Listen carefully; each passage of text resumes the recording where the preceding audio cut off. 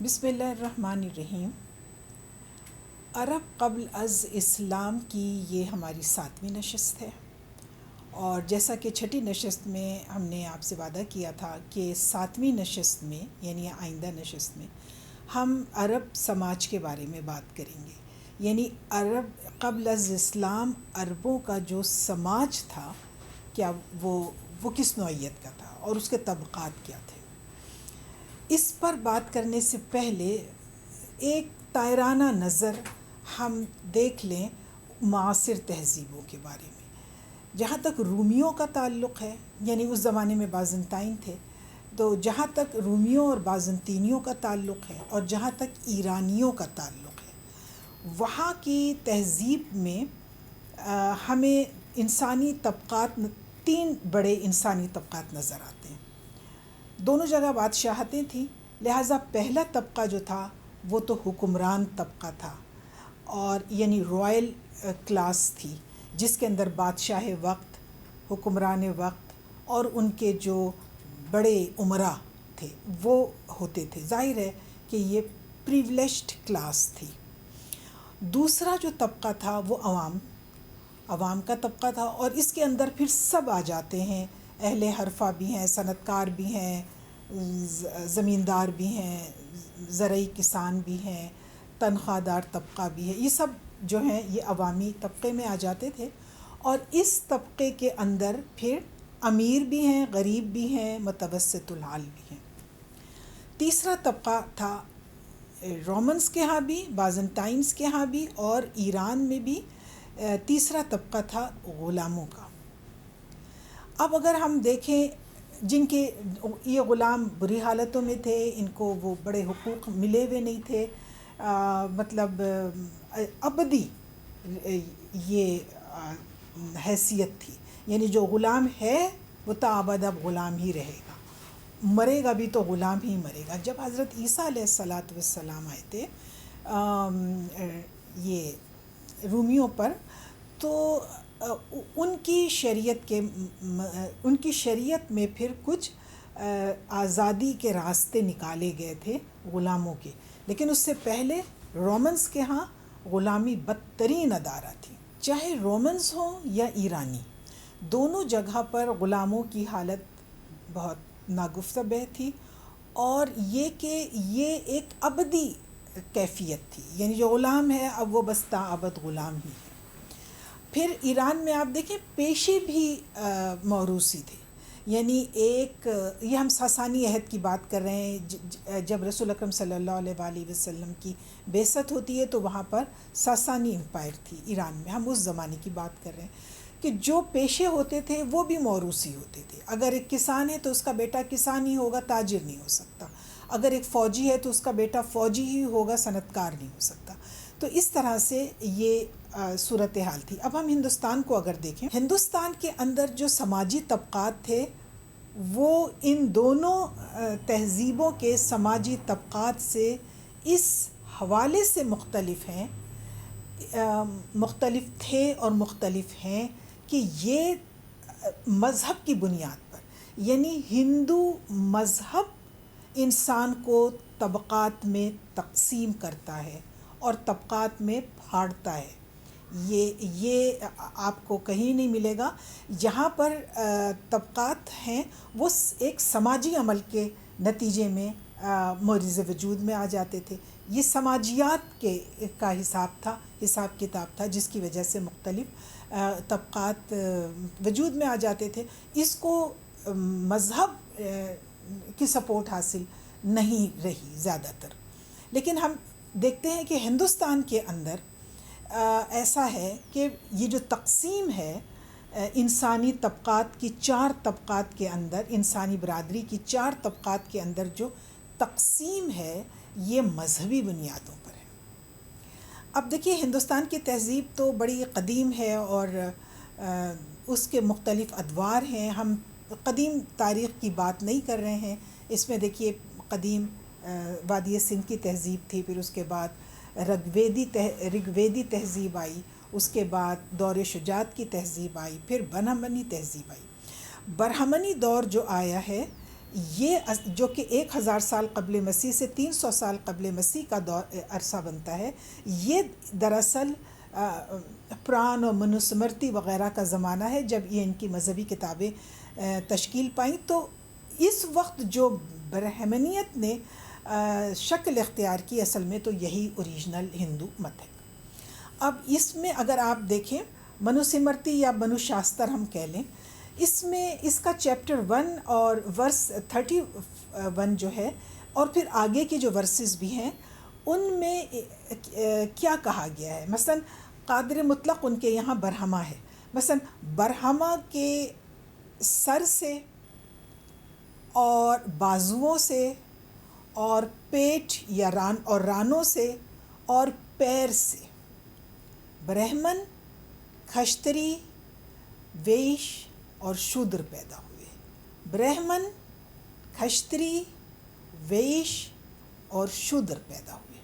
اب اس میں سے آگے کی جو ورسز ہیں اس کے اندر پھر ان کی ڈیوٹیز بتا دی گئی ہیں، ان کے کام مختلف ہیں، ان کے امور جسے کہتے ہیں فرائض مختلف ہیں، حقوق بھی مختلف ہیں۔ جو 3 بڑی ذاتیں ہیں وہ دوئج ذاتیں کہلاتی ہیں، یعنی ان کے عقیدے کے مطابق یہ لوگ، یعنی برہمن ہوا یا کھشتری ہوا یا ویش ہوا، یہ لوگ دوسرا جنم بھی لیں گے، اور یہ جس سے کہ ان کا ٹرانس مائگریشن کا، آواگمن کا یا تناسق کا نظریہ ہے اس کی بنیاد پر۔ لیکن شودر جو ہے اس کا کوئی دوسرا جنم نہیں ہے، جیسے ہمارا مسلمانوں کا عقیدہ ہے نا کہ یعنی انسان تو دوبارہ سے زندہ کیے جائیں گے لائف ہیئر آفٹر کے دوران، یعنی معاد میں، آخرت میں انسان دوبارہ زندہ کیے جائیں گے، جانور نہیں زندہ کیے جائیں گے۔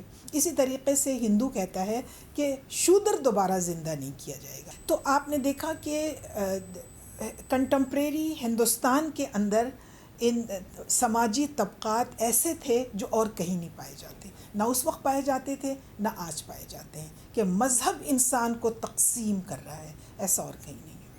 اب آپ دیکھیں تو عربوں کے ہاں جو تقسیم ہے، عربوں کے ہاں جو سماجی طبقات ہیں، اس میں بھی آپ کو ایک انوکھی سی بات نظر آئے گی جو آپ کو کنٹمپریری کسی بھی سویلائزیشن میں نظر نہیں آئے گی، اور وہ ہے ان کے بھی 3 طبقے ہیں۔ پہلا طبقہ حر کا ہے، یعنی آزاد عرب لوگوں کا طبقہ، اور دوسرا طبقہ یہاں موالی کا ہے، جس کا واحد مولا ہے اور جس کی جمع موالی ہے۔ یہ دوسرا طبقہ ہے جو آپ کو کسی بھی کنٹمپریری سویلائزیشن میں نظر نہیں آئے گا۔ یہ جو طبقہ موالی ہے یہ کہیں نظر نہیں آئے گا، صرف عربوں کے یہاں ہے۔ اور تیسرا طبقہ ان کے یہاں بھی غلاموں کا ہے۔ اب ہم دیکھتے ہیں، پہلے تو ہم اپنی فوکس کریں یہ موالی کون ہے، مولا کون ہے اور موالی کون ہے، اور عقد موالات سے کیا مراد ہے۔ اگر ہم ولا کہیں گے واو کے نیچے زیر لگا کے تو اس کا تو مطلب ہوتا ہے امارت، حکمرانی وغیرہ، اور اگر ہم ولا کہیں گے واو کے اوپر زبر لگا کر تو اس کا مطلب ہے محبت، کلوزلینس، قربت وغیرہ۔ اب یہ جو نظام عربوں نے اپنے یہاں ایک باقاعدہ نظام ولا وضع کر چھوڑا تھا، اس میں آپ یوں سمجھیے کہ یہ کوئی ریٹن کانسٹیٹیوشن نہیں تھا، لیکن ان کے ہاں یہ ایک ایتھکس میں یہ چیز جو تھی وہ آتی تھی، اور یہ بڑا اس کا چلن تھا سماجی طور پر۔ اب ہم دیکھ لیتے ہیں کہ یہ ولا، نظام ولا اور یہ کیا ہے، اور والی اور متولی اور یہ ساری اس کی اشتقاقی صورتیں ہیں۔ اصل میں تو ولا کا مطلب ہے 2 چیزوں کے درمیان ایسی کیفیت اتصالیہ جو جس کی وجہ سے ان کے درمیان کوئی اجنبیت نہ رہ جائے۔ اب اس کی تفصیل میں جانے سے پہلے ہم یہ دیکھ لیں کہ عربوں کی سماجی تانے بانے کیا تھے، پہلے ہم یہ دیکھ لیتے ہیں تاکہ پھر ہم اس نظام ولا کو زیادہ بہتر طریقے سے سمجھ سکیں۔ اگر ہم عربوں کی معاشرت کی بات کریں تو ہمیں وہاں 2 طرح کی معاشرت نظر آتی ہے۔ حضری عرب تھے اور بدوی عرب تھے، یعنی اہل البادیہ تھے جو صحراؤں میں رہتے تھے، اور حضری عرب تھے جو کہ شہروں میں اپنی زندگی گزارتے تھے۔ یہ دو طرح کی معاشرت ہمیں نظر آتی ہے، لیکن ان کا دونوں کا طرز معاشرت قبائلی تھا، یعنی حضری عرب ہو یا بدوی عرب ہوں، شہروں کے رہنے والے ہوں یا اہل البادیہ ہوں، دونوں کا طرز معاشرت جو تھا وہ قبائلی تھا۔ قبیلہ ہی وہ وحدت تھی جس پر عربوں کی اجتماعی زندگی کا مکمل دار و مدار تھا، اور جہاں قبائلیت ہوتی ہے وہاں سیاسی لامرکزیت ہوتی ہے۔ ہر قبیلہ اپنی جگہ ایک اکائی تھا، ہر قبیلہ اپنی جگہ خود مختار تھا۔ جو شیخ قبیلہ ہوتا تھا یا سردار قبیلہ ہوتا تھا، اس کے منہ سے نکلے ہوئی بات جو ہے وہی قانون ہوتی تھی اس قبیلے کے لیے۔ ہمیں عرب میں، یعنی رسول اکرم صلی اللہ علیہ وسلم کی بعثت کا قریب کا جو زمانہ تھا اس عرب میں، کیونکہ عربوں نے پہلے تو بڑی شاندار حکومتیں قائم کی تھیں، یمن میں آپ دیکھ لیں، ہیرا میں دیکھ لیں، غساسنہ کی حکومتیں دیکھ لیں، تو شمال میں اور جنوب میں تو بڑی شاندار انہوں نے حکومتیں قائم کی تھی، لیکن یہ بہرحال پرانی بات ہے۔ اور اس وقت بھی اگر یہ تھے تو یعنی شمال میں غساسنہ کی ریاست تھی، ہیرا کی بھی تھی، اور یمن بھی متمدن تھا خاصا، لیکن ہم جو بات کر رہے ہیں یہ وسطی عرب کی کر رہے ہیں، اور جہاں پر اسلام آیا ہے۔ تو یہ اس وسطی عرب میں کی صورتحال یہ تھی کہ یہاں پر کسی بھی ایسی منظم حکومت کا پتہ نہیں چلتا جس کے آگے سارے عرب قبائل جو اس علاقے میں رہتے ہیں وہ اس کے آگے جواب دیں۔ اب مرکزی حکومت کی عدم موجودگی اور پلس محدود معاشی وسائل، اس کا نتیجہ کیا تھا؟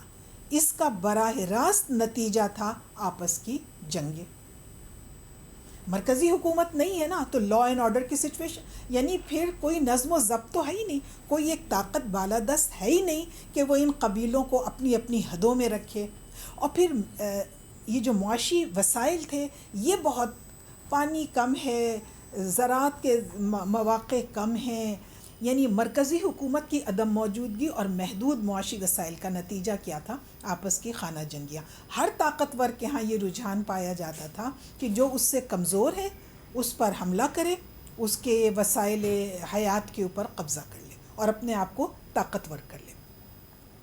ہر قبیلہ یہ چاہتا تھا کہ وہ زیادہ سے زیادہ طاقتور ہو جائے، اس سے اس کو دو طرفہ فائدہ ہوتے تھے۔ ایک تو وہ اپنی یعنی اپنے قبیلے کی وہ حفاظت کر سکتے تھے، اور دوسرا اپنے وسائل حیات میں بھی اضافہ کر سکتے تھے، یعنی وہ جب جس قبیلے کو بھی وہ ماریں گے اور ان کی چیزیں چھین لیں گے اور ان کی تمام وسائل حیات کے اوپر قبضہ کر لیں گے تو ان کو وسائل مہیا ہو گئے اور دشمن کو انہوں نے زیر کر لیا، اور جو لوگ گرفتار ہو گئے وہ ان کے لیے مین پاور کی، ان کے غلام بن گئے، اور ان کے مین پاور جو ہے وہ ان کو میسر ہو گئی۔ اب کوئی قبیلہ طاقتور کیسے بنے گا؟ دو فیکٹرز بہت امپورٹنٹ تھے، ایک مین پاور، افرادی قوت، اور دوسرا مال کی فراوانی۔ اب مال کی فراوانی ضروری ہے نا، جب آپ جنگیں لڑ رہے ہیں آپ کو اسلحہ چاہیے، آپ کو مال مویشی چاہیے۔ اچھا، افرادی قوت بڑھانے کے طریقے کیا ہوں گے؟ یعنی ہر قبیلہ یہ چاہتا تھا کہ اس کی افرادی قوت بڑھے، اس کے پاس افراد زیادہ سے زیادہ ہوں، خاص طور سے مرد۔ تو پھر اس کو بڑھانے کا طریقہ کیا تھا؟ کثرت سے شادیاں کرتے تھے۔ یہ کثرت سے شادیاں کرتے تھے تاکہ ان کی زیادہ سے زیادہ اولاد نرینہ ہو، اور اس سے ان کو نوجوان میسر آئیں، جنگجو میسر آئیں۔ اور دوسرا افرادی قوت کو بڑھانے کا دوسرا طریقہ یہ تھا کہ یہ رشتہ ولا قائم کریں۔ اب یہ جو رشتہ ولا قائم، یہ اب ہم آ گئے موالات پر، عقد موالات جو وہ یہ کرتے تھے۔ اس کے کئی طریقے تھے۔ حلف کا طریقہ تھا، یعنی وہ معاہدہ کر لینا، کمزور قبیلے سے معاہدہ کر لیا، ان کو اپنا حلیف بنا لیا۔ استلحاق کا طریقہ تھا، یعنی کسی کو اپنے نسب میں شامل کر لینا۔ ایک شخص مجہول النسب ہے، اس کا نسب کا پتہ نہیں ہے، تو اس کو اپنے نسب میں شامل کر لینا اور اس کو اپنا بیٹا بنا لینا یا بھائی بنا لینا، تو یہ استلحاق کہلاتا تھا۔ مواخات، یعنی نسبی تعلق نہ ہونے کے باوجود کسی کو اپنا بھائی بنا لینا، اور اسی بنیاد پر رسول اکرم صلی اللہ علیہ وآلہ وسلم نے بھی ایک مکے میں مواخات کی تھی اور ایک مدینے میں مواخات کی تھی. اگر ہم نے رسول اللہ کی زندگی کے بارے میں آگے کبھی پڑھا لکھا اور جاننے کی کوشش کی تو پھر مواخات کے بارے میں بھی ہم تفصیل سے بات کریں گے. اسی طریقے سے استرقاق تھا، یعنی غلام زیادہ سے زیادہ غلام حاصل کیے جائیں تاکہ زیادہ سے زیادہ مین پاور حاصل ہو.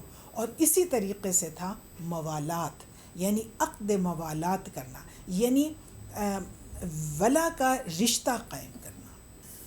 موالات کی کئی قسمیں ہیں اور ہم انہیں ان کے تمام تر معانی اور مفاہیم کو مد نظر رکھتے ہوئے سہولت کی خاطر ہم ان کو مندرجہ ذیل قسموں میں تقسیم کر سکتے ہیں. پہلا ہے مولا القرابت والولادت، یعنی موالی کی اس قسم میں ہر وہ رشتہ دار شامل ہوتا تھا جس سے رشتہ داری کی وجہ یا تو ولادت ہوتی تھی یا زوجیت. یعنی اگر نسبی رشتہ داری ہے، خون کا رشتہ ہے، تو یہ ہے مولا الولادت. جیسے دو بھائی ایک دوسرے کے مولا ہیں، دو چچا زاد ایک دوسرے کے مولا ہیں، دو خالہ زاد یا ماموں زاد یہ ایک دوسرے کے مولا ہیں. اسی طرح سے مولا القرابت ہوتی تھی، یعنی ایک مولا وہ ہوتا تھا جو قرابت کے رشتے سے مولا ہوتا تھا، یعنی نکاح شادیاں کر لی، جو سسرالی رشتہ دار ہیں وہ آپ کے مولا ہو گئے. دوسرا قسم ہے مولا کی مولا الحلف والیمین، یعنی معاہدے اور عہد و پیمان کے ذریعے سے جو موالات قائم ہوتی تھی وہ اشخاص، چاہے وہ اشخاص کے درمیان ہو یا قبائل کے درمیان ہو، وہ آپس میں ایک دوسرے کے مولا ہوتے تھے. اسی طرح سے ایک قسم ہوتی تھی مولا فی الدین، یعنی دینی رابطے کی وجہ سے جو موالات اور دوستی قائم ہو جائے، اس کی بنا پر بھی فریقین ایک دوسرے کے مولا ہوتے تھے. انہیں مولا الموالات بھی کہا جاتا ہے. پھر ایک قسم ہوتی تھی مولا النعمت، یعنی انہیں مولا العتاقہ بھی کہا جاتا ہے، یعنی اس میں آزاد کردہ غلام بھی شامل ہوتے تھے اور آزاد کرنے والا، آزاد کنندہ آقا دونوں شامل ہوتے تھے. یعنی غلام، آزاد کردہ غلام بھی مولا کہلاتا تھا اور آزاد کرنے والا آقا بھی مولا کہلاتا تھا. بس ان کے درمیان اگر کبھی فرق قائم کرنا ہو تو پھر کہتے تھے آزاد کردہ غلام کو مولا من تحت اور آزاد کنندہ کو، یعنی جو آزاد کر رہا ہے، مولا من فوق. یہ نظام ولا تھا اور عربوں سے زیادہ کسی نے اجنبیوں کو اس طرح سے نہیں اپنایا جس طریقے سے عربوں نے اپنا لیا. جو بھی اجنبی ان کے پاس آتا تھا یہ ان سے ولا کا رشتہ قائم کر لیتے تھے اور ان کو اپنا لیتے تھے، اور وہ جو بھی ہوتا تھا وہ ان کے اندر بالکل یہ رشتے، یعنی ولا کے رشتے پشتہا پشت چلتے تھے. یہ جو موالی کا رشتہ ہے یہ پشتہا پشت چلتا تھا اور یہ آپس میں ایک دوسرے کے وارثین بھی ہو سکتے تھے. یعنی ہم اسلام سے قبل کی بات کر رہے ہیں. تو اس طریقے سے انہوں نے ہر شخص کو، یعنی اپنی افرادی قوت کو بڑھانے کے لیے، اپنی مین پاور کو بڑھانے کے لیے یہ لوگ کیا کرتے تھے، جو طاقتور قبیلہ ہوتا تھا وہ کمزور قبیلے سے عقد موالات کر لیتا تھا، ایگریمنٹ کر لیتا تھا، اور اس عقد موالات کی وجہ سے دونوں کو فائدہ ہوتا تھا. جو کمزور قبیلہ ہوتا تھا اس کو ایک طاقتور قبیلے کی بیکنگ حاصل ہو جاتی تھی، وہ جنگوں میں اور ہر جگہ ان کو سپورٹ کرتے تھے. اسی طریقے سے جو طاقتور قبیلہ ہوتا تھا اس کو بہت زیادہ مین پاور حاصل ہو جاتی تھی. ان کی جب کسی سے جنگ ہوتی تھی تو جو ان کی عقد موالات میں جتنے بھی قبیلے ہوتے تھے وہ بھی ساتھ جنگ لڑنے کے لیے چلے آتے تھے. تو یہ ایک ایسا نظام بنا لیا تھا عربوں نے جو آپ کو کنٹمپریری سویلائزیشن میں کہیں نہیں ملی. یہ ہے ان کا نظام ولا یا عقد موالات کا جو پورا سسٹم ہے. اور لفظ مولا کی تشریح کے لیے اور ان تمام تفصیلات کے لیے میری کتاب عرب اور موالی، جو میرا پی ایچ ڈی کا تھیسس بھی ہے، اگر آپ وہ دیکھ لیں تو ان تمام تفصیلات سے آپ واقف ہو سکتے ہیں. اب ہم طبقات دیکھ رہے تھے. تو پہلا طبقہ عربوں میں تھا حر کا، دوسرا طبقہ ان کے یہاں آ گیا موالی کا یا مولا کا، اور تیسرا طبقہ ان کے یہاں آ گیا غلام کا. غلام جیسے یعنی نسبتاً بہتر حالت میں تھے عرب غلام جو تھے، لیکن بہرحال غلام تھے اور ان کے وہ حقوق نہیں تھے جو آزاد کے تھے یا جو مولا کے تھے۔ ہم کوشش کریں گے کہ اگلی نشست میں ہم غلامی کے سلسلے میں اسلام کا پوائنٹ آف ویو دیکھ لیں، اور یہ کہ جب اسلام آیا تو اسلامی تعلیمات کے نتیجے میں پھر سماجی طبقات کی کیا صورتحال بنی۔ اس موضوع پر انشاءاللہ تعالی ہم اگلی نشست میں گفتگو کر لیں گے۔ بہت بہت شکریہ۔